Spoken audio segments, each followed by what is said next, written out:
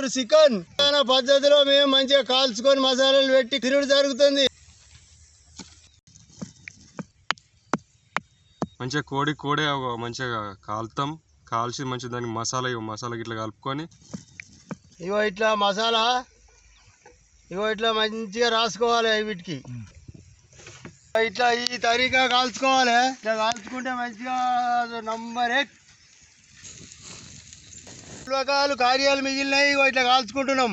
మిరియాల పొడి, pepper powder అంటారు కదా మీరు. ఇది మిరియాల పొడి. ఇది మిరియాల పొడి మంచిగా మెత్తగా దంచుకొని వీటి వేసుకోవాలి.